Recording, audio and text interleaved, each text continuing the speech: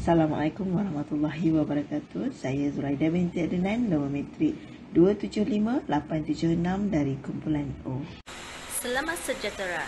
Saya Lau Kan-Ming, nombor metrik 275023 dari PJJ kumpulan Ipoh.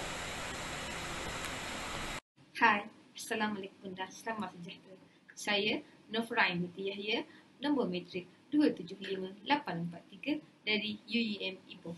Hai, saya Syed Azhar bin Syed, nombor metrik 275182 dari kumpulan O. Selamat sejahtera, saya Raymond Chan Kok Fong, nombor metrik 275174 dari kumpulan O Ipoh.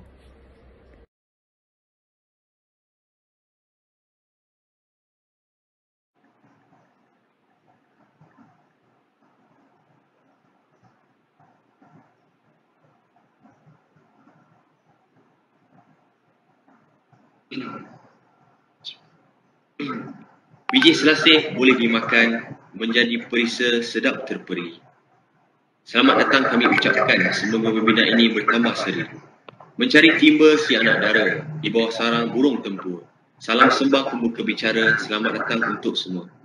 Bismillahirrahmanirrahim. Assalamualaikum warahmatullahi wabarakatuh dan salam sejahtera. Saya ucapkan kepada semua yang bersama dengan saya pada pagi ini. Segala puji kehadirat Allah Subhanahu Wa Taala kerana dengan limpah kurnia dan keizinannya dapat kita bersama-sama mengikuti program webinar pada pagi ini yang bertajuk You Are Not Alone, bunuh diri bukan penyelesaian. Awal bismillah membuka bicara. Marilah bersama-sama kita membaca surah Ummul Kitab Al-Fatihah bagi memberkati perjalanan program pada pagi ini. Seterusnya untuk kehidupan kita seharian. Al-Fatihah. Auzubillahi minasyaitonirrajim. Bismillahirrahmanirrahim. Alhamdulillahirabbil alamin arrahmanirrahim maliki yaumiddin. Iyyaka na'budu wa iyyaka nasta'in ihdinas siratal mustaqim. Siratal ladzina an'amta 'alaihim. Amin amin amin ya amin ya rabbal alamin. Semoga yang baik kita mulai, yang baik juga kita datangi, insya-Allah.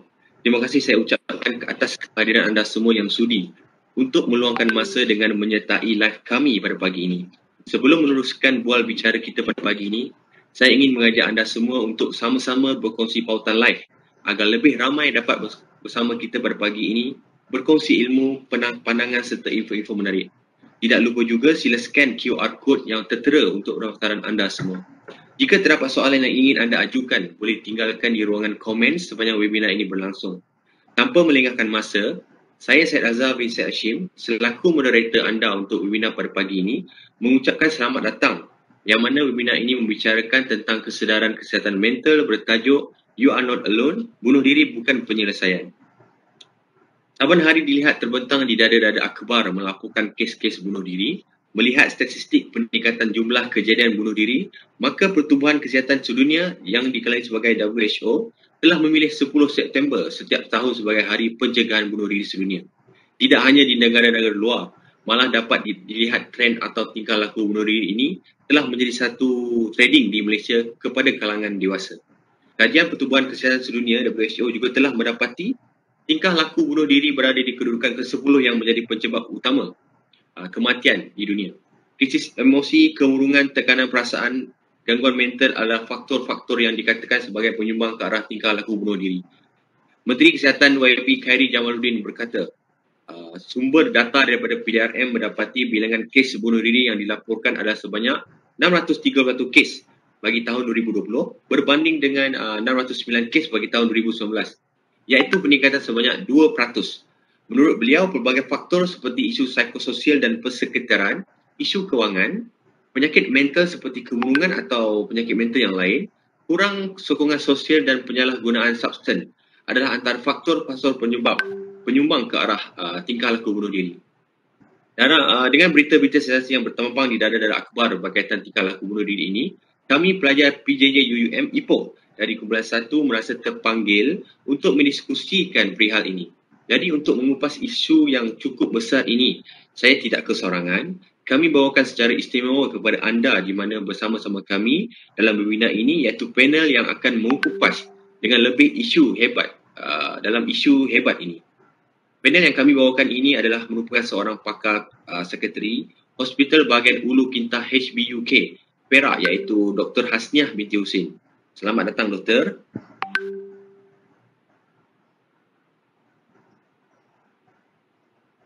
Apa khabar doktor?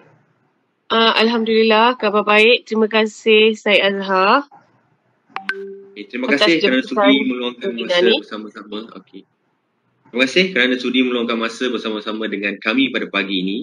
Melihat kepada jawatan yang Dr. Sandang kini iaitu pakar sekretari yang saya merasa amat teruja dan saya pasti doktor adalah seorang yang amat berpengalaman luas dan mempunyai ilmu pengetahuan yang begitu tinggi dalam hal-hal berkaitan dengan kesihatan mental. Bolehkah doktor terangkan serba sedikit latar belakang pendidikan doktor? Okey, terima kasih Syed. Saya Dr. Hasnia binti Hussein.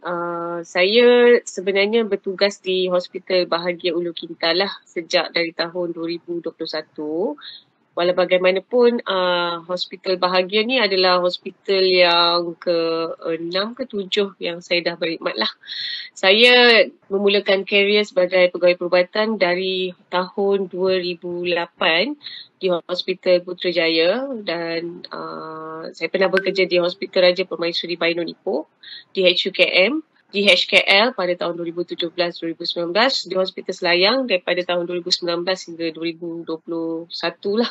Dan sejak April tahun 2021 saya bermula bertugas di Hospital Bahagia Ulu Kintal lah. Jadi selepas saya tamat housemanship ni memang saya terus bertugas di Jabatan Sekretari dan saya melanjutkan pelajaran saya di dalam program master di HUKM dalam bidang sekretari lah, dan sekarang saya tengah menjalani program sub kepakaran komuniti dan rehabilitasi sekretari di Bahagia lah. Jadi area expertise saya memang untuk kes-kes sekretari dan saya trainer untuk cognitive behavior therapy juga dan untuk interpersonal psychotherapy jugalah. So saya rasa itu sajalah kot pengenalan tentang latar belakang akademik saya. Terima kasih. Alhamdulillah, terima kasih doktor. Dalam perasaan teruja yang masih dirasai ini, marilah kita teruskan lagi bual bicara kita. Pastinya banyak pengalaman yang doktor boleh kongsikan dengan kami sepanjang webinar ini dan saya pasti anda semua juga merasa teruja untuk terus berada dalam webinar ini. Tanpa membuang masa, soalan pertama yang ingin saya ajukan kepada doktor ialah apakah takrifan tentang bunuh diri dan cubaan bunuh diri? Boleh doktor ulaskan? Okey. Terima kasih Syed. Untuk maksud ataupun definisi bunuh diri, sebenarnya bunuh diri ni adalah satu perbuatan mencederakan dirilah, kan? Bunuh diri. So mencederakan diri dengan apa-apa cara lah sekalipun, sama ada dengan niat. Tapi bunuh diri ni dia mesti ada niat lah, ya, dengan niat ingin mati. So perbuatan bunuh diri ni adalah mesti ada niat untuk mencederakan diri dan biasanya kita ada 3 komponen lah dalam bunuh diri ni, idea ataupun fikiran, lepas tu tingkah laku, makna percubaan untuk mencederakan diri dan membunuh diri tu, dan akhirnya melakukan bunuh diri tu sendiri, maknanya completed suicide lah kita panggil. Jadi apa beza bunuh diri dengan mencederakan diri? Perbuatan mencederakan diri ini hanya perbuatan sahaja mencederakan diri lah. Dan kebanyakan mereka yang kita panggil ni self-harm lah, adalah cara untuk menyelesaikan kesakitan ataupun tekanan fikiran dan perasaan lah. Jadi agak confusing jugalah kalau orang tanya bunuh diri, mencederakan diri. So bunuh diri ni basically dia ada niat. Mencederakan diri ni mungkin dia ada niat. Kalau dia ada niat untuk bunuh diri, maksudnya dia bunuh dirilah. Tapi ada setengah orang dia mencederakan diri saja tapi tanpa niat untuk bunuh diri. Okay, faham ke? Faham. Okay. Itu saja doktor. Yes. Okey, sungguh padat kalau nak saya tambah lagi, kaitan antara mencederakan diri dan bunuh diri ni sangat kuat sebab pada mereka yang pernah mencederakan diri, ya, maknanya sejarah lepas orang tu pernah mencederakan diri, kita katakan ni sebagai main predictor ataupun peramal utama bagi kes bunuh diri ataupun cubaan bunuh diri ataupun cubaan mencederakan diri di masa akan datang. So maknanya pada mereka yang pernah mencederakan diri, risiko untuk mereka ulang semula di masa akan datang adalah sangat tinggi. So kalau ikutkan data lah daripada WHO tadi, saya ada sebut pasal data kan. Okay, kalau ikutkan data, kita data ni dia ikut pada sumber lah. Sumber rujukan yang kita gunakan data tu. So maknanya macam kalau macam saya sebut tadi, jumlah meningkat kan, jadi 300 lebih untuk tahun ni kan. Betul. Daripada Januari hingga Mac. So berbanding tahun 2020, dalam bulan yang sama, masa tu 112 kes sahaja. So itu kita panggil data daripada PDRM. Maknanya daripada Polis Diraja Malaysia yang diterbitkan di dalam surat khabar. So data yang dimaklumkan oleh PDRM tu hanyalah sebahagian daripada sumber lah. Sebab ada juga kes-kes kejadian completed suicide ataupun kematian yang disebabkan oleh bunuh diri yang bukan melalui data polis. So maksudnya dia daripada data hospital juga. So jadi data hospital daripada unit forensik ya, bilik bedah mayat ya, data-data tu kadang-kadang tak dicantumkan bersama. Tapi walau bagaimanapun kita punya tim WHO ada buat kolaborasi dengan KKM untuk data tahun 2019 ya. Gejala kes bunuh diri sebenarnya pada tahun 2019 adalah 1,800 kes. 1,823 kes lah to be exact. Ini tahun 2019. So di mana kes perempuan yang bunuh diri yang meninggal dunia disebabkan bunuh diri adalah 358 kes. Lelaki adalah 1,466 kes. So basically ini data keseluruhan untuk Malaysia lah. 1,823 kes untuk tahun 2019. So kalau data PDRM, kita tak ada data yang untuk the whole 1 year kan. Dia hanya buat Januari hingga Mac saja. 336 kes untuk tahun 2021 berbanding 112 kes untuk tahun 2020 Januari Mac juga. Okey, dan PDRM juga dia ada buat data untuk yang setahun punya tau. Yang tu tadi 3 bulan kan? Betul. Okey, dan untuk setahun punya, according to PDRM ya, data dia 2019 dia kata ada 609 kes yang dilaporkan. 609 kes untuk tahun 2019, manakala tahun 2020 631 kes. Untuk setahun ya, untuk setahun. So jadi macam data yang you sebut tadi untuk 3 bulan sahaja. So 3 bulan sahaja dah mencecah 336 kes. Ya, Berbanding tahun yang sebelum, 2 tahun yang sebelum tu, kebanyakan kes adalah 600 kes setahun. Itu yang berdasarkan PDRM. Kalau kita buat nisbah ataupun ratio di antara data yang kita dapat daripada WHO, 1,800 kes, maknanya 1/3 PDRM yang report lah. So 2/3 lagi dari hospital. So kalau untuk 3 bulan sahaja dah 300 kes, kalau kita anggarkan setahun, agak-agak tahun 2021 berapa kes, kita tak ada data tu lagi lah. Tapi kita boleh bayangkan lah, definitely lebih daripada 600 kes setahun. So kalau dah 3 bulan je 300 kes, kalau setahun agak-agak berapa kes? Kita nampak Nur Farah Ain ni daripada polis ya? Pejabat custom? Polis tu. Polis. So doktor guna relatively data lah, data daripada WHO, data daripada PDRM ya. So maknanya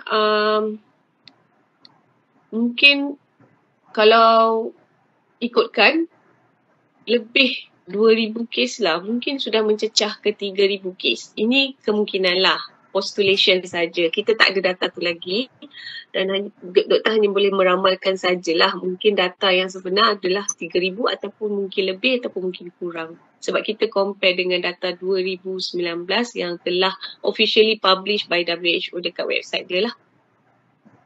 Okey, saya rasa tu pengenalan tentang bunuh diri, statistik kat dalam Malaysia lah. Okey. Mana sungguh padat info-info mukadimah yang disampaikan daripada doktor. Daripada takrifan yang telah doktor terangkan sebentar tadi, pada pendapat doktor lah, adakah perasaan ini bunuh diri ini adalah satu jenis penyakit mental atau ia berkaitan dengan perkara-perkara mistik?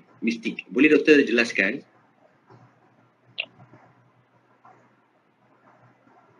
Mistik ya, mistik atau misteri sebenarnya. Dan misteri lah.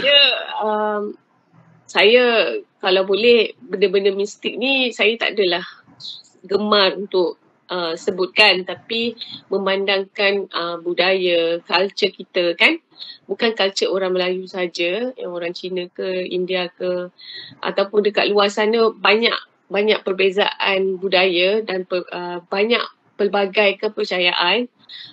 Jadi kepercayaan ni adalah suatu benda yang kita tak dapat nak elakkan dan orang kata public, orang kat luar sana mungkin boleh mengeluarkan apa-apa juga andaian lah berkenaan dengan gejala bunuh diri ni. Cuma saya boleh bercakap dari sudut dari side medical side lah, dari segi perubatan punya pendapat lah. Jadi untuk mistik ke tak mistik ke, yang itu kita tak ada halangan untuk orang tu nak percaya. Nak percaya, percayalah. Penyakit buatan orang, kata kan, penyakit buatan orang, penyakit gangguan halus, penyakit gangguan jin, penyakit tak kuat semangat. Orang akan panggil macam-macam jenis penyakit. Tapi kalau dari segi pendapat perubatannya, memang penyakit mental ni adalah sesuatu benda yang halus yang orang tak nampak. So boleh jugalah kita panggil penyakit misteri ataupun penyakit halus lah, sebab orang tak nampak. Ya, secara physically nampak macam orang tu sihat, cukup sifat dan sebagainya kan. Tapi percayalah bahawa penyakit mental sebenarnya adalah sama seperti penyakit fizikal. So maksudnya sakitnya penyakit fizikal tu maknanya sakitnya patah tangan, sakitnya jantung sebab heart attack ataupun serangan jantung tu sama macam tu jugalah sakitnya penyakit mental tu. Cuma penyakit mental ni kita ada banyak lah jenis-jenis penyakit dia kan. Sama juga dengan penyakit medical ataupun penyakit tulang. So penyakit tulang pun ada macam-macam jenis penyakit tulang kan. Ada penyakit tulang yang jenis jangkitan kuman, ada penyakit tulang yang jenis kanser ya. Ada penyakit tulang yang disebabkan patah, ada yang kurang gel, ada yang terlebih urat putus ya. Macam-macam jenis penyakit lah. Jadi bawah penyakit mental pun di bawah penyakit mental pun ada macam-macam jenis penyakit. Anxiety ada, panic, depression, kemurungan, skizofrenia, bipolar, obsessive compulsive disorder dan berbagai-bagai lagi lah. Ada banyak-banyak jenis lah. Autism, ADHD, ya, kalau yang kanak-kanak, dementia, neurocognitive disorder ya. Ada macam-macam jenis penyakit ataupun substance use disorder, addiction. So ada banyak-banyak jenis penyakit lah. Jadi apa yang saya nak cuba sampaikan, macam mana halusnya penyakit mental tu, dia sentiasa berkaitan dengan perubahan hormon lah. So maknanya bila kita cakap perubahan hormon, mana nak nampak kan? So halus jugalah perubahan hormon. So, maksudnya macam bila berlaku sesuatu, ada perubahan hormon pada bahagian otak, dan bila berlaku perubahan hormon dalam bahagian otak ni, dia akan menyebabkan perubahan dari segi tingkah laku, dan akhirnya dia akan menyebabkan perubahan pada emosi juga. So basically kalau kita tengok bila kita stres, ada 1-2 hormon yang akan keluar lah, akan dirembeskan. So hormon ni yang akan menyebabkan perubahan dari segi reseptor-reseptor otak kita untuk menerima hormon-hormon yang akan datang dan di masa akan datang. So jadi macam nak cakap mistik ataupun tidak, pembuktian dari segi saintifik tu banyaklah. So maksudnya memang berlaku bila kita stres, kortisol hormon akan tinggi.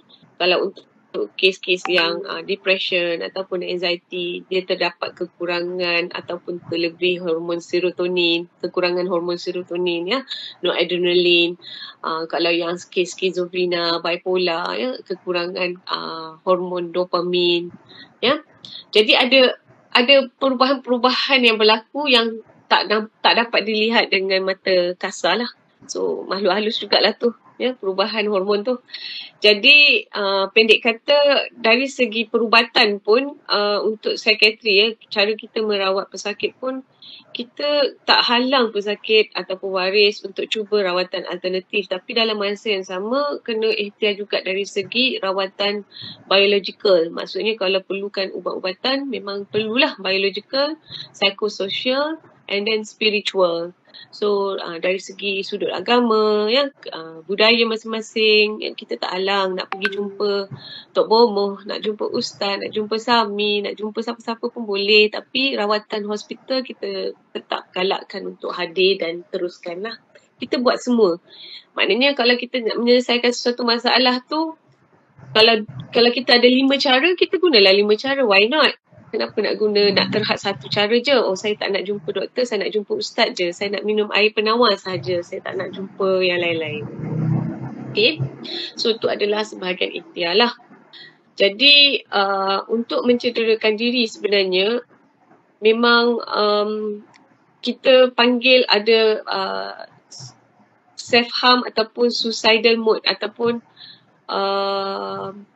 kitaran. Tu sebab orang yang selalu mencederakan diri ni, dia akan lakukan lagi sekali. Sebab dia adalah berkaitan dengan satu kitaran lah. So kitaran di mana satu situasi yang mendesak, yang trigger lah, akan memberi impak pada fikiran orang tu. So fikiran dia macam, oh sekarang ni dalam keadaan yang stres. So macam mana nak kita hadapi stres ni? So fikiran mungkin fikir, oh adakah kita dengan mencederakan diri, so tingkah laku dia mencederakan diri. So dalam akhirnya, lepas dia cederakan diri tu, mungkin dia akan dapat relief ataupun rasa lega yang sementara, yang bersifat sementara. So emosi dia rasa lega pula lepas cederakan diri ni. So benda ni akan melekat di dalam fikiran, kotak fikiran, dan dia akan fikir benda ni akan, oh lain kali kalau aku stres, macam ni lah cara dia nak selesaikan masalah ni, dengan cederakan diri. So maknanya benda tu dia dah implemented ataupun dia dah ditanamkan dalam kotak fikiran. Yang lepas ni kalau ada masalah lagi, inilah caranya. Inilah caranya.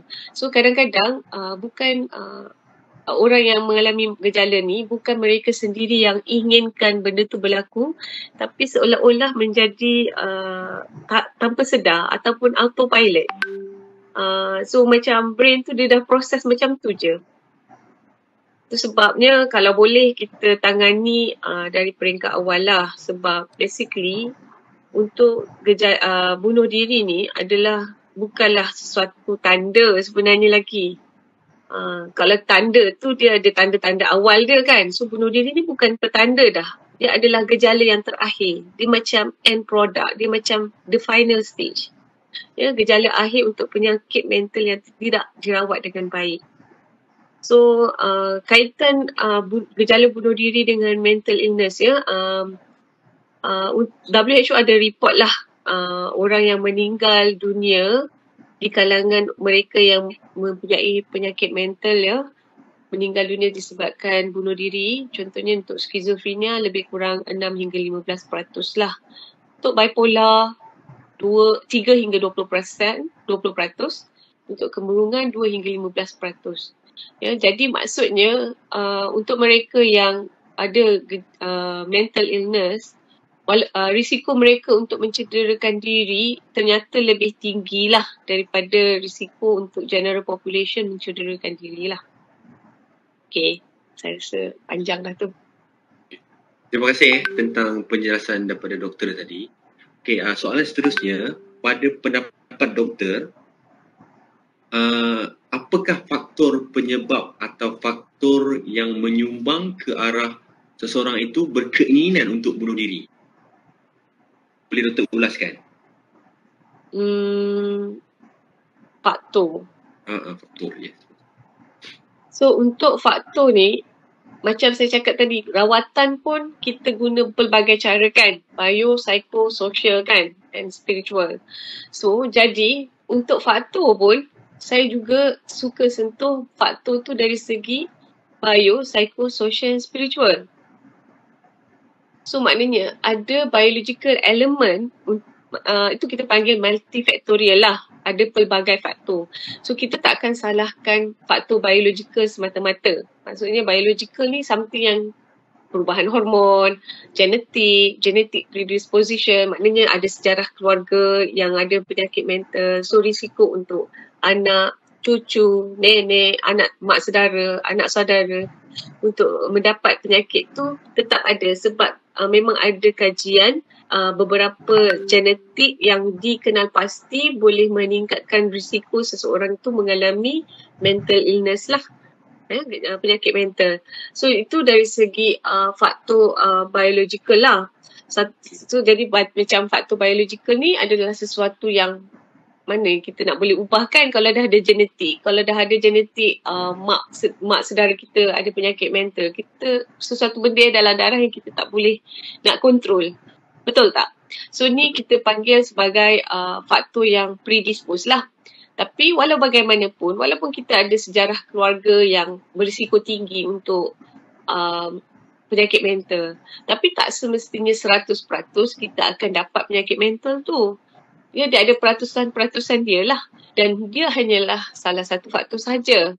Sebab ada banyak faktor lain seperti faktor pencetus. Maksudnya pengalaman trauma ketika kecil, ya. Macam mana cara dibesarkan.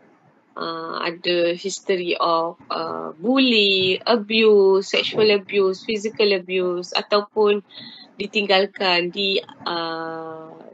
maknanya keperluan semasa kecil tak dipenuhi dengan betul, ya, parenting style, ya. Ataupun belajar, kadang-kadang anak-anak dia belajar cara mengatasi masalah tu dari segi social modelling daripada keluarga. Macam mana nak selesaikan masalah ni? Oh, cara dia nak selesaikan masalah ni kena marah-marah, kena pukul baru dapat selesaikan masalah.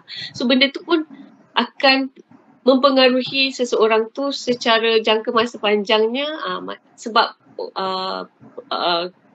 fikiran otak kita, ya, dia akan dia punya kematangan tu, maknanya tempoh usia 18 tahun ke atas ni, ya, satu dari lahir sampai 18 tahun ni adalah orang kata waktu kritikal lah sebenarnya untuk perkembangan seorang anak tu. Jadi macam that's why untuk anak-anak, ya, untuk ibu bapa lah sebenarnya, untuk ibu bapa untuk mempunyai anak, ilmu untuk mendidik anak, cara didikan anak tu macam kita kena betul-betul bersedia. Kita perlu orang kata melengkapkan diri kita dengan cara yang macam, that's why family planning pun adalah faktor yang sangat penting. Kadang-kadang kita rasa macam kita mampu untuk ada anak banyak. So why not kita ada anak banyak? Tapi ada anak banyak tapi kita tak dapat nak fokus untuk pendidikan anak tu pun satu masalah jugalah. Sebab benda ni multifactorial. Jadi itu adalah salah satu faktor lah. faktor yang lain yang macam saya sebut tadi, psychosocial. Psychosocial ni maknanya social support dia, family dia, persekitaran dia, macam mana pendidikan dia, teman-teman dia, kawan-kawan dia. So benda tu akan berinteraksi lah.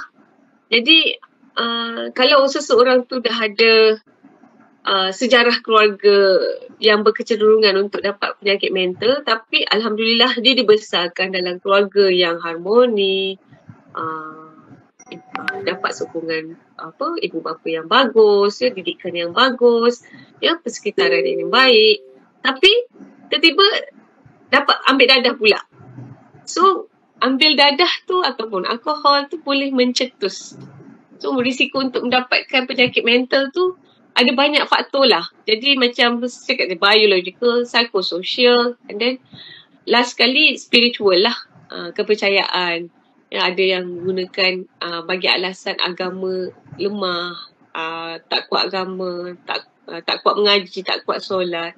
Sebenarnya bukan tak kuat solat, tak kuat mengaji sahaja yang menyebabkan benda tu. Kadang-kadang ada yang kuat mengaji, kuat solat pun nak dapat penyakit mental pun dia jadi juga.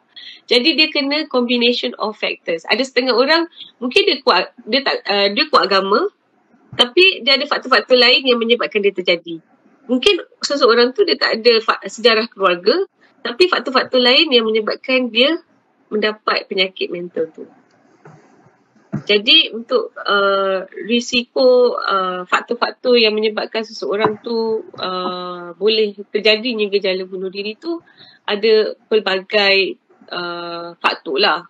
Cuma dari segi tanda-tanda awal yang kita boleh kesan, yang boleh kita kesan untuk orang yang akan berisiko tinggi untuk mencederakan diri ni, kita kena sentiasa cakna lah. Maksudnya kita kena sentiasa perhatikan perubahan tingkah laku.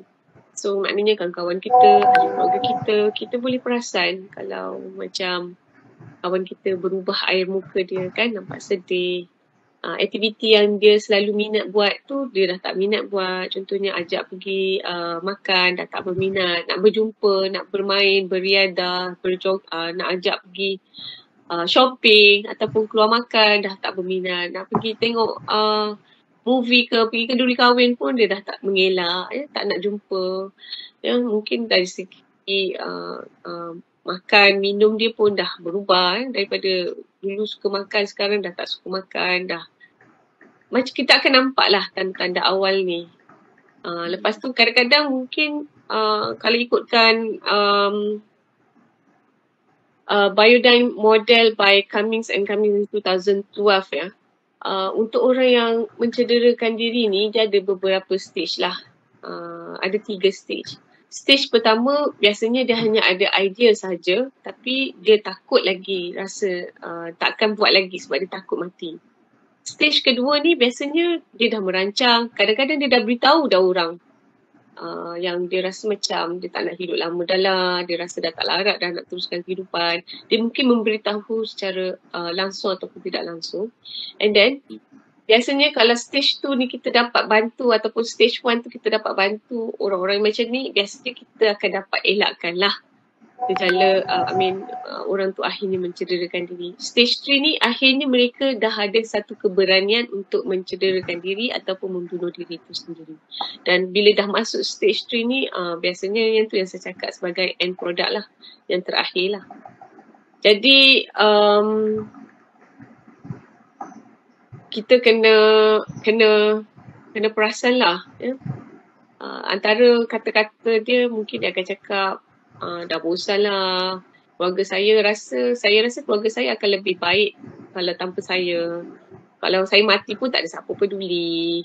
Lebih baik saya pergi daripada dunia ni. Saya rasa saya dah tak boleh tahan dah. Okey lah, tak apalah. Lepas ni awak tak perlu risau dah pasal saya. Lepas ni saya rasa saya dah cukup hidup. So inilah tanda-tanda dia. Perubahan tingkah laku, dia dah rasa hilang harapan, dah rasa bosan, rasa macam dia membebankan, dan akhirnya dia menyatakan keinginan secara langsung atau tidak langsung. Saya cukup yang saya ingin katakan untuk soalan. Terima kasih Doktor. sungguh padat pada penjelasan daripada doktor sebentar tadi. Jelas membuktikan bahawa kesedaran kesihatan mental tidak boleh dipandang remeh dan perlu diberi perhatian kerana diberi tekanan yang dihadapi oleh menyebabkan menjadi kecelaruan mental dan akan menyumbang ke arah tingkah laku bunuh diri.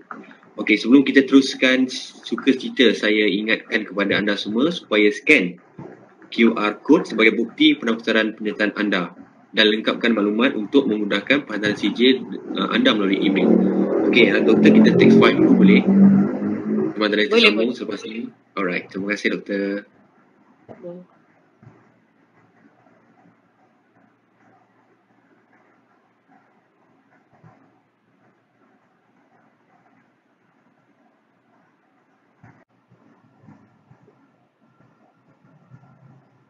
Stigma masyarakat begitu memenangi terhadap pelakon bunuh diri. Membunuh diri walau apapun alasannya adalah perbuatan putus asa daripada rahmat Allah Subhanahu Wa Taala.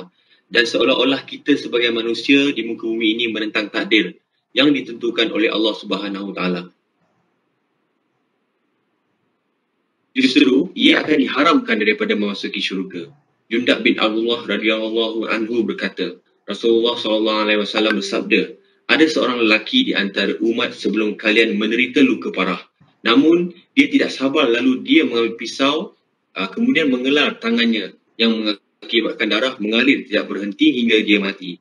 Lalu Allah berfirman, hamba-Ku mendahuluiku dengan membunuh dirinya maka haramkannya baginya syurga. Riwayat Al-Bukhari dan Muslim.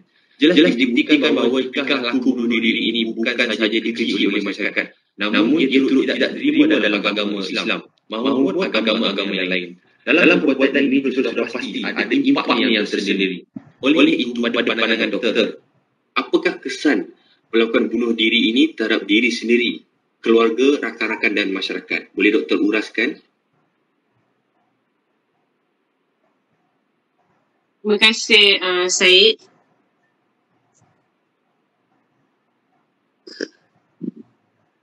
Okay. So saya tertarik dengan bagaimana kita mengaitkan agama dalam menangani gejala bunuh diri ni, di mana pegangan agama sebenarnya boleh menjadi satu faktor lah, kita panggil protective factor. Ada faktor pelindung seseorang daripada mencederakan diri ataupun membunuh diri. Sebab macam dalam Islam kan, dalam agama kita menghalang umat kita, semua penganut agama Islam untuk tidak membunuh dirilah. Sebab macam mana susah pun kehidupan kita kena berikhtiar dengan cara yang lain. Dan bunuh diri ni bukanlah satu penyelesaian lah untuk menyelesaikan masalah tu. Jadi pegangan agama sebenarnya boleh memainkan peranan yang sangat penting untuk melindungi seseorang daripada mencederakan diri. Jadi dari segi faktor perubatan lah kan, bila tadi kan kita bercakap tentang risiko. So sebenarnya lebih baik sekarang ni apa yang kita cuba approach ataupun kita cuba dekati mereka yang mencederakan diri ni adalah untuk kena pasti kekuatan masing-masing, personal strength. Maksudnya bila orang yang mengalami gejala mencederakan diri ataupun gejala penyakit mental kan, mereka rasa macam diri mereka ni sangat teruk, sangat tak berguna, sangat semuanya negatif lah tentang diri mereka. So dari segi terapi kita bersama, sesi kita bersama sakit, biasanya kita akan ajak sakit ataupun klien kita untuk kena pasti juga faktor-faktor ataupun kekuatan diri mereka. Dalam kehidupan kita kan, mesti ada sesuatu yang positif dalam kita. So kita cuba imbau balik kenangan positif ataupun aktiviti-aktiviti yang positif, ataupun kekuatan kita, kelebihan kita, instead of kita fokus kepada kekurangan kita, kelemahan kita, kekecewaan kita. Tapi dalam cerita kita ni, dalam setiap orang mesti ada cerita yang bagus, ada bahagian yang positif. Cuba kita fokus yang itu, alih fokus kita ke arah yang positif pada seseorang tu. So, jangan kita pandang cerita-cerita lama, kenang-kenangan yang menyebabkan tekanan perasaan yang lebih mendalam kan. Jadi kita akan ajak mereka untuk kenal pasti kekuatan masing-masing lah, supaya tak terasa macam daripada tak berguna 100%, sebenarnya ada kebaikan kamu dalam kehidupan ni kan. Kegunaan kamu rasa kamu ni tak berguna pada ibu bapa kamu. Tapi siapa yang basuh baju mak ayah kamu setiap hari? Tapi siapa yang sidai baju? Siapa yang basuh pinggan? So, walaupun sekecil-kecil aktiviti yang mereka lakukan, kadang-kadang diorang suka buang benda-benda tu daripada ingatan, kamus ingatan mereka, yang macam seolah-olah mereka ni tak ada langsung kebaikan dalam kehidupan ni.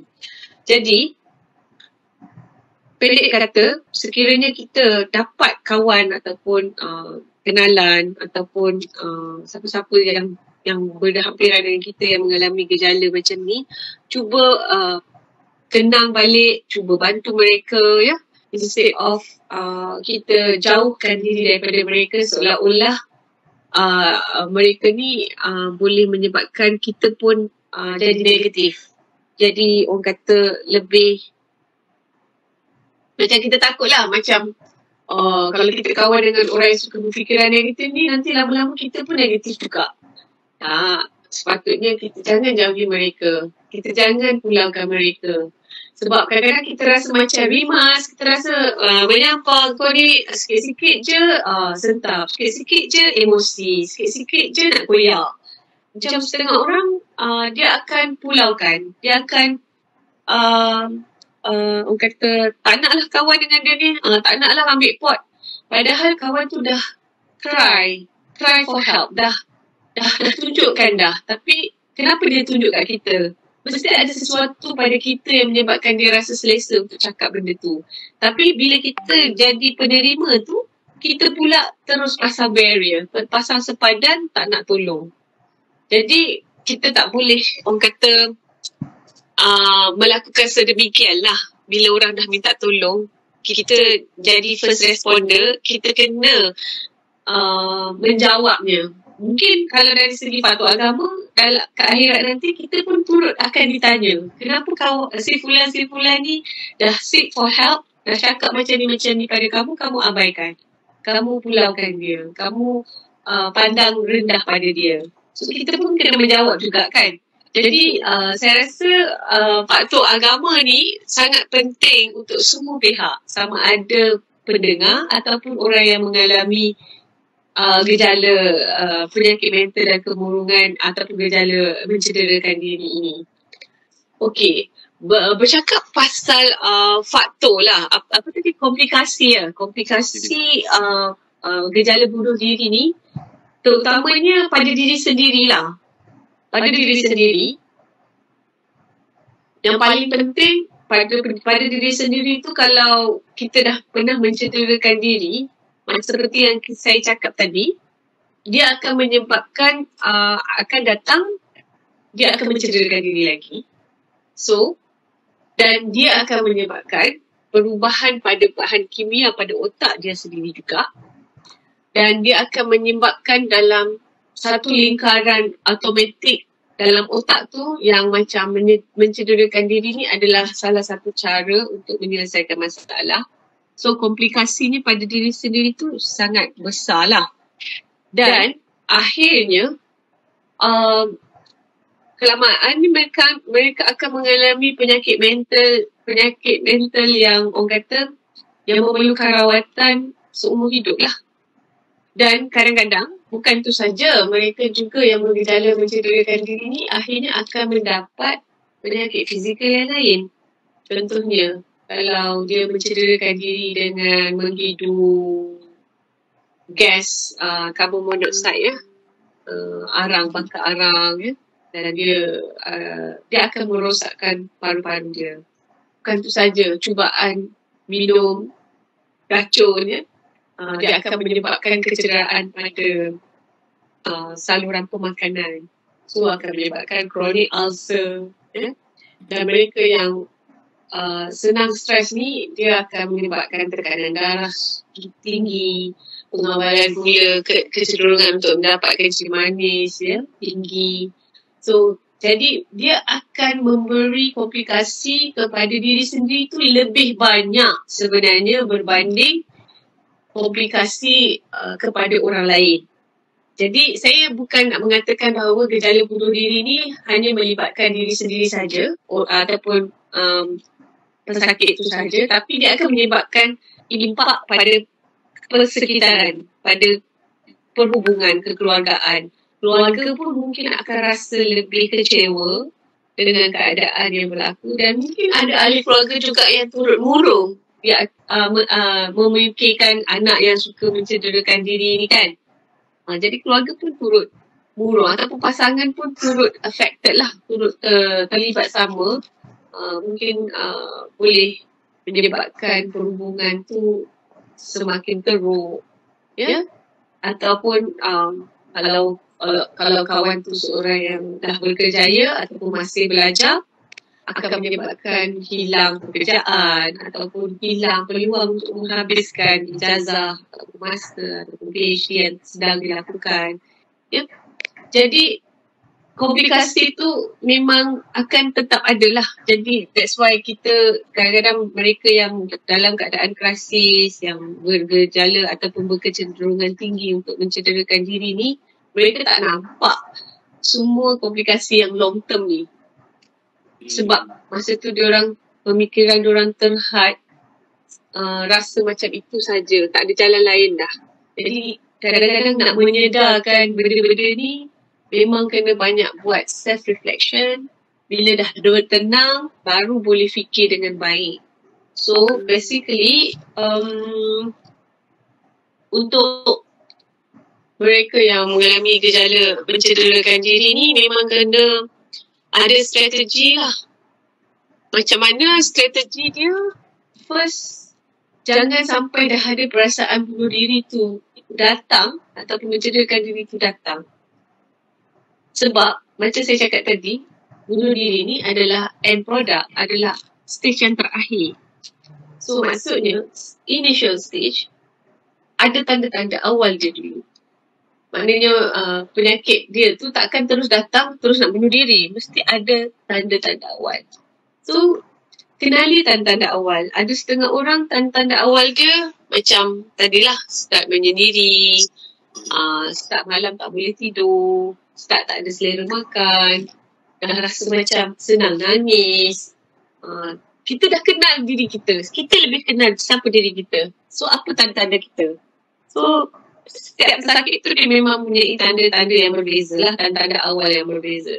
So bila dah ada tanda-tanda awal ni, cepat-cepat selesaikan masalah yang tanda-tanda awal ni. Kalau susah tidur, dapatkan maklumat macam mana cara nak dapatkan tidur yang nyenyak waktu malam. Ataupun kalau dah cuba kan, masih tak boleh tidur, dapatkan bantuan daripada doktor ataupun daripada kaunselor, tips-tips macam mana nak dapatkan tidur yang nyenyak.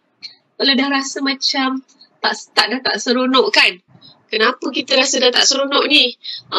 Berjumpa kawan. Cerita pasal kenapa dah tak rasa seronok ni. Hubungi kawan, hubungi teman rapat ataupun keluarga. And then dalam masa yang sama, kadang-kadang mereka ni tak ada tanda-tanda awal pun.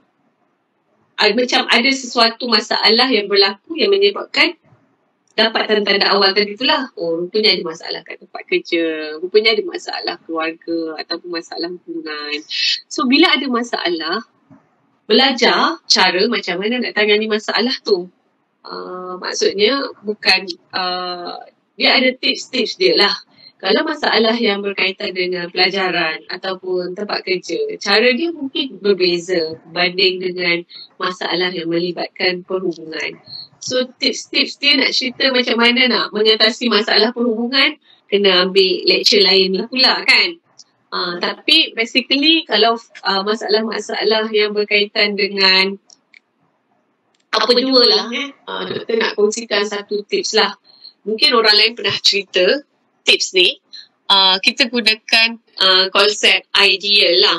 I is to identify, D untuk describe, D tu define ataupun describe lah. E explore, A action, and then L look back, ideal concept.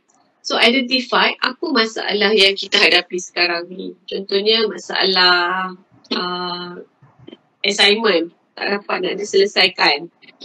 Contohlah. Sekejap ya. Mau buat apa? Ada kelas. Nak. Nak lagi.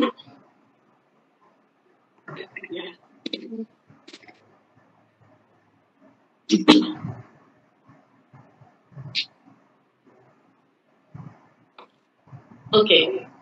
So kat mana kita tadi identify masalah dia. Contohnya macam assignment kita yang banyak nak buat kan. So kita pecahkan assignment ni bahagian mana yang kita tak siapkan lagi. Bahagian introduction ke, bahagian metodologi ke, bahagian result ke, ataupun bahagian discussion. So bila kita dah identify okay bahagian mana, and then kita kena senaraikan lah. Okay, untuk selesaikan masalah ni kita kena buat apa. So apa pilihan yang kita ada? Nombor satu, mungkin bahagian ni kita kena perlukan pembacaan. Okey, baca buku apa tapi tak tahu buku apa. Ataupun bahan rujukan apa yang perlu dilakukan untuk selesaikan bahagian assignment yang kita nak lakukan ni. So apa pilihan yang ada? Nombor satu, mungkin kalau dia jenis segan, dia akan Google je. Buka YouTube, belajar sendiri.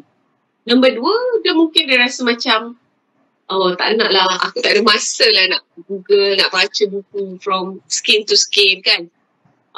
Cara yang paling shortcut adalah buat discussion, study group dengan kawan-kawan. Okay, so yang tu dia cara kedua. Cara ketiga, paling senang kita tanya lecturer je. Supervisor kan dah ada. So, supervisor. So, ada kalanya kita dah senaraikan, okay, ini step-step dia, cara dia nak selesaikan masalah tu. Lepas tu, mungkin setiap step tu dia ada kebaikan dan keburukan dia lah. Kalau macam Google, kebaikan dia cepat lah. Keburukan dia mungkin maklumat dalam Google tu pun salah. Okay, kalau nak cara yang kedua tadi, you kata you nak baca melalui buku. So, keburukan dia masa tak cukup. Kadang tak larat, tak sempat. Dia nak pergi cari buku dekat library pun tak sempat. Okay. So yang ketiga, nak jumpa lecturer. Keburukan dia mungkin masa lecturer tu pun tak sama dengan kita. Ataupun kita pun rasa macam segan, takut nanti lecturer pandang zero dan sebagainya. So kita explore apa option yang ada. Last kali kita action. So maksudnya tak apalah, kita cuba dulu cara pertama. Buat dulu cara pertama. Lepas tu tengok balik, look back. Cara yang kita buat tu, bantu tak? Selesai tak masalah tadi? Masih tak bantu. So, at least kita ada option kedua. So, kita cuba pula option yang kedua. So, action lagi yang kali kedua punya option. And then look back. Bantu tak? So, macam itulah kehidupan. So, setiap hari adalah lembaran baru untuk belajar benda baru. Mungkin kita tak tahu. Orang lain dah tahu. So, kita explore. Kita tanya dengan kawan. Kawan kata, ni masalah ni senang je nak diselesaikan. Kawan tu bagi idea. Bukan bermakna kita ni teruk ataupun kata tak pandai. Tapi ada masanya ada sesuatu yang kita tahu lebih daripada orang lain dan ada orang lain yang lebih tahu lebih daripada kita tahu. Jadi bila kita berkomunikasi, berbual untuk selesaikan masalah yang kita hadapi itu adalah salah satu cara lah untuk selesaikan masalah. Okey Syed, menjawab ke soalan semua? Jawab doktor, dah jawab. Terima kasih doktor atas penjelasan doktor tadi. Alhamdulillah dengan sesi soal jawab itu tadi maka berakhirlah sudah webinar kita pada pagi ini. Sebelum melakukan tirai, saya mohon kemaafan korang-korang masalah teknikal yang berlaku. Majlis sekali lagi mengucapkan juga terima kasih kepada panel dia pada pagi ini iaitu Nazahiyah Mufti Husin, pakar sekretari HB UK yang sanggup kongsi ilmu pada pagi ini serta semua penonton yang setia hingga ke penjual bicara. Semoga perkongsian dan input pada pagi ini memberikan pemahaman yang baik kepada kita semua. Jutaan terima kasih juga ingin kami ucapkan kepada pensyarah hospital, pengarah hospital bahagian Hulu Kintar Datuk Nur Hayati binti Nordin, Selain itu, pengarah PIS UUM Prof. Madya Dr. Muhammad Ainuddin Iskandar Ali Abdullah, dan tidak lupa juga kepada pencerah kami Dr. Ros Haimimi binti Faizal serta para penonton webinar ini. Kalau berkayuh dah sampai ke pulau, kalau mendaki dah sampai ke puncak. Lantaran keterbatasan waktu, kini kita telah sampai ke hujung bual bicara. Jutaan terima kasih juga kepada semua yang terlibat, sama ada secara langsung atau tidak langsung, dalam menjayakan webinar pada pagi ini. Bintang barat terbitan petang, bintang timur terbitan pagi. Jika tidak melarat panjang, ada umur ketemu lagi. Dengan itu maka selesai sudah bual bicara kita pada pagi ini. Sekian wabillahi taufiq wal hidayah. Assalamualaikum warahmatullahi wabarakatuh. Dan terima kasih Doktor. Sama. Terima kasih Syed. Doktor perlu bagi pantun ke untuk tutup? Boleh Doktor, boleh, tak ada masalah. Tak ada pantun. Saya tak pandai nak pantun. Okay. Cuma saya nak tanyalah, kita dalam web Webex ni ada 14 orang. So kalau ada siapa-siapa nak tanya soalan ataupun nak berkongsi pengalaman, nak tanya pendapat, ya, Doktor boleh mungkin boleh bagi diorang masa 5 minit saya sebelum boleh, betul-betul. Boleh Doktor. Ada siapa nak tanya soalan, bukan senang ya nak tanya. Boleh Doktor. Cumanya sebab sekarang ni kami ada masalah teknikal. Cumanya mungkin kami takut terputus. Jadinya boleh kami bagi link, satu link lagi. Kemudian boleh tanya dekat dalam tu lah. Boleh Doktor macam tu? Oh, okey. Sebab link tak stable ya. Link tak stable. Sebab kami masing-masing di tempat kerja. Jadinya ada masalah sikit lah dengan berkenaan dengan link ni. Boleh ke Doktor? Minta maaf sangat-sangat. 30 minit macam tu kah? Macam mana Doktor? Dia ada time limit ke macam mana? Dia ada time limit dia. Dia bagi time limit. Kita ni ada soalan ni daripada Nur Ain. Assalamualaikum Doktor. Kalau kita macam geram sangat, tak boleh nak kontrol, tak bunuh diri, tak mati-mati. Jadi kalau rasa nak membunuh orang lain tu macam mana? Ni kita panggil yang ini saya tak tahulah kan secara detail latar belakang Nur Ain, tapi ini adalah salah satu petanda yang tidak baik lah kalau kita dah rasa macam kita nak cederakan diri dan kita rasa macam nak membunuh orang lain kan. So ini maksudnya pengawalan tekanan perasaan kita adalah berada dalam keadaan yang tidak baik lah. Jadi doktor harap sangat untuk Nur Ain cuba dapatkan pertolongan dengan dapatkan appointment lah dekat mana-mana klinik kesihatan yang berdekatan ya. Kalau Nur Ain berada dekat area, kita dekat semua hospital sebenarnya dah ada perkhidmatan psikiatri dekat seluruh Malaysia. Kita ada 52 hospital dengan psikiatris ya, dengan pakar psikiatri dan untuk 52 hospital lah. Tapi untuk satu Malaysia kita ada lebih kurang 1,000 klinik kesihatan. So walaupun klinik kesihatan tak ada pakar psikiatri, tapi kat klinik kesihatan kita boleh lakukan pemeriksaan kesihatan mental lah. Jadi dapatkan bantuan. Kadang-kadang kita sesuai dengan tema hari ni lah, you are not alone.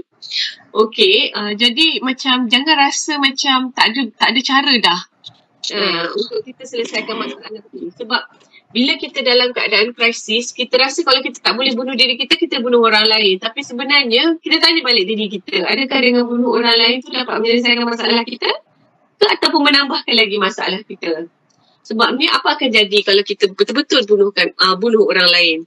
So mungkin kes ni akan jadi kes polis, so kita akan ditahan. So kalau kita ditahan, sama pula nak uruskan anak-anak kita sekiranya ada anak lah. Ataupun macam mana pula nak uruskan ahli keluarga kita sekiranya kita ada keluarga yang bergantung harapan dengan kita. So jadi memang begitu tertekan sebab kita rasa macam benda tu macam adalah satu jalan yang mudah. Padahal jalan tu tak mudah sebenarnya. Untuk mencederakan diri ataupun membunuh orang lain sebenarnya tak mudah. Jadi doktor harap siapa-siapa yang mengalami gejala yang macam ni kan, dapatkanlah bantuan. Sebab bantuan tu ada.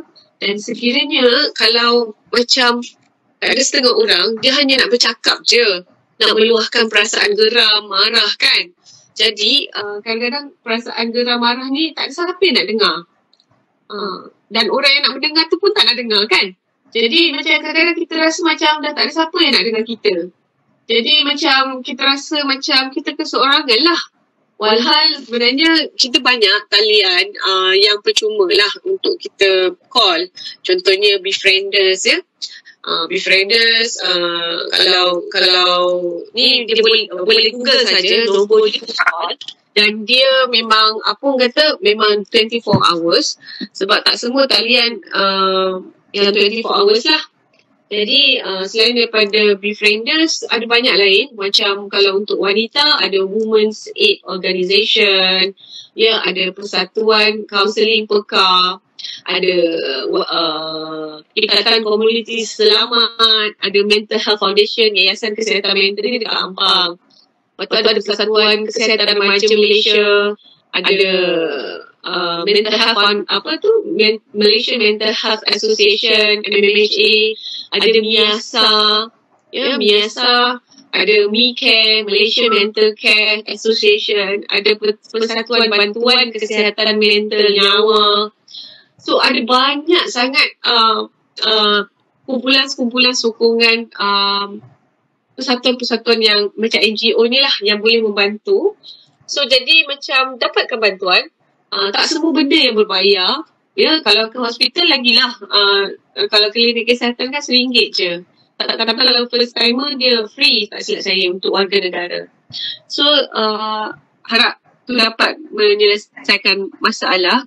Cuma bila kita menjawab soalan Nur Ain tadi dan seterusnya kalau doktor sebat bila kita dalam keadaan krisis macam tu ada kalanya dengan melakukan teknik relaksasi boleh membantulah. Ya, maknanya daripada kita fokus kemarahan kita tu tadi, rasa macam nak cederakan diri semua tu kan. So kita fokus kepada untuk bertenang, iaitu dengan mengamalkan teknik pernafasan yang betul, iaitu macam buat meditasi lah. Ada setengah orang dia akan buat istighfar. Astaghfirullahaladzim. Macam tu kan, kalau dari segi agama Islam lah. Suruh istighfar banyak-banyak, mengucap. Sebenarnya dia lebih kepada nak delaykan daripada pemikiran kita tadi nak mencederakan diri ataupun mencederakan orang lain, supaya kita fokus kepada fikiran kita, perbuatan kita kepada istighfar tadi. So kita kena fokus pada istighfar tadi. So fokus pada ayat istighfar tadi.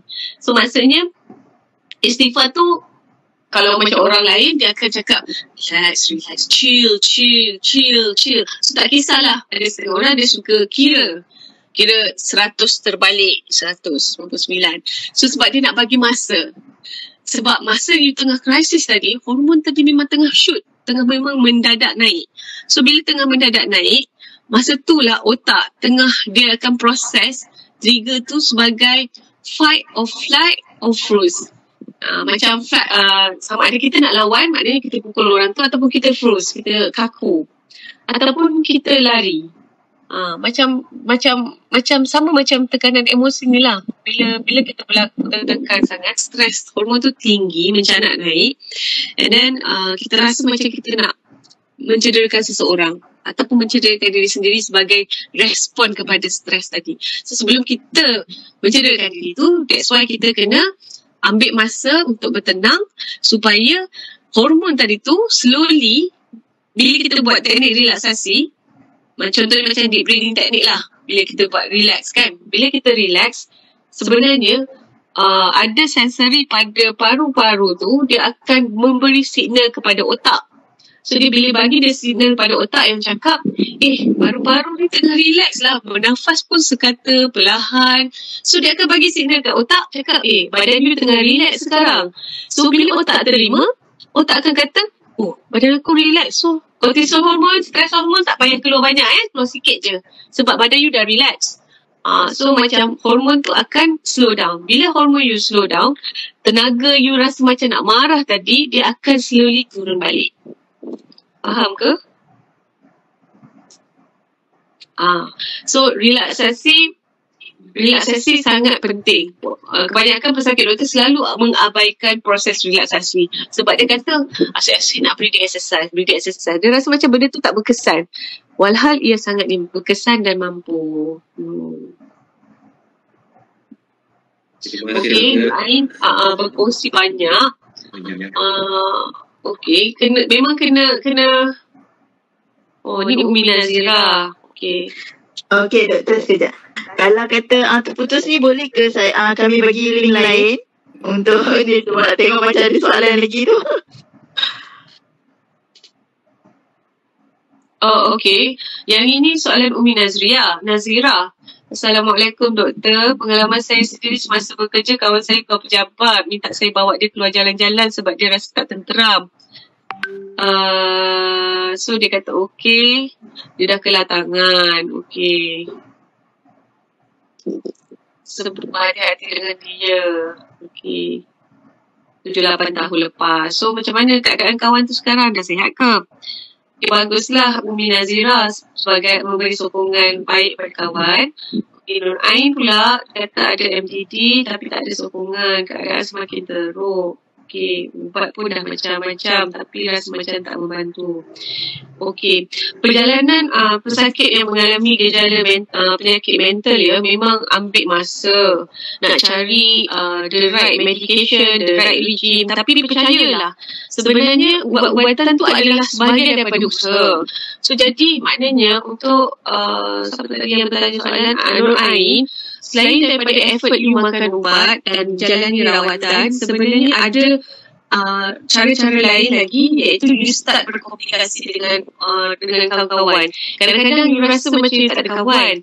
Tapi bila you boleh explore balik you punya sistem sokongan tu, kalau you pergi kerja, you pergi dengan siapa? Kalau you tak kerja, you bersama dengan siapa? Kalau you dekat ni, you makan dengan siapa?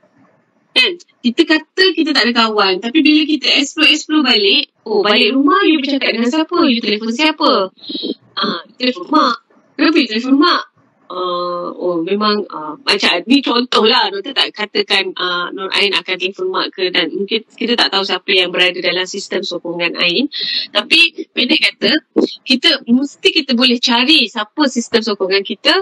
Kadang-kadang kita yang sendiri tak nak cari, tak bersedia untuk cari. Sebab apa jua aktiviti yang kita lakukan, mesti ada seseorang yang melakukannya bersama-sama dengan kita. Dan kita jadikan orang tu sebagai salah satu sistem kita untuk bantu kita menghadapi masalah lah.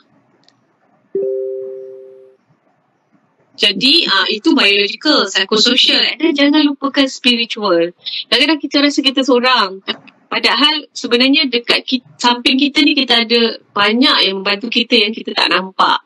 Kita ada Allah yang sentiasa bersama dengan kita, kan? Kadang-kadang kita rasa macam Allah tu tak ada, Tuhan tu tak ada. Walhal Tuhan tu ada, sentiasa ada dekat dengan kita. Malaikat rakib lagi, malaikat atid lagi, memang akan sentiasa ikut kita ke mana-mana. So kita sebenarnya bukan seorang-seorang, kita ada ramai orang dekat kita. Kadang mungkin bukan orang lah dalam bentuk orang, mungkin dalam bentuk malaikat dan segi Tuhan. So kadang-kadang kita rasa kita tak ada kawan nak mendengar masalah kita. That's why kita cakap tadi, Befrienders, Miasa, MHA yang doktor sebut tadi tu, antara yang provide support system melalui rangkaian telefon. So you boleh call, you boleh ventilate, dan diorang akan hanya dengar saja. Kalau diorang boleh bantu, diorang akan try untuk link you ke tempat-tempat yang boleh memberikan bantuan. So jangan takut untuk orang kata hubungi. Kadang-kadang kita tak ada kawan, tak apalah.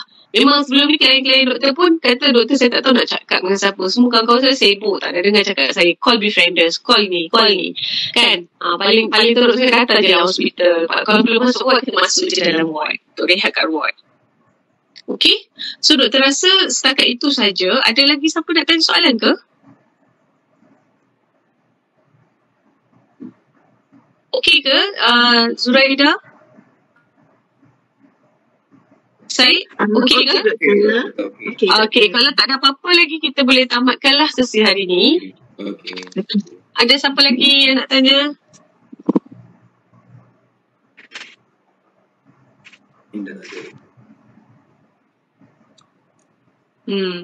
Betul. Ruang kena penuhkan waktu. So untuk siapa tadi, Nur Ain ya, walaupun Jangan you rasa you berseorangan. Penuhkan hidup you dengan aktiviti yang membantu you untuk self-development. Self-care is important. Maknanya penjagaan diri sendiri. So pagi kita nak buat apa, tengah hari kita nak buat apa. So kita dah susun jadual atur hidup kita. So bila kita sibuk duduk ikut jadual tu, kita tak rasa macam kita seorang. Sebenarnya kita macam dah fully occupied masa kita. Okay, nak mengaji pukul berapa, nak baca buku pukul berapa, nak tengok movie pukul berapa, nak masak pukul berapa, nak basuh kain, nak buat apa, nak buat apa, semua kita dah susun aturkan hidup kita. Kadang-kadang kita rasa kita seorang sepi, kesunyi kan. Tapi bila kita dah susun atur hidup kita, jaga diri kita untuk kita punya penjagaan diri sendiri kan. So, insyaAllah kita tak akan rasa kita macam seorang-seorang sebab kita akan penuh dengan diri kita, dengan aktiviti kita.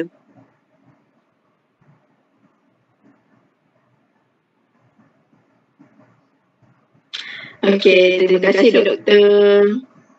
Alright, itu saja. Segala yang baik daripada Allah, insyaAllah, dan yang buruk daripada diri saya sendiri.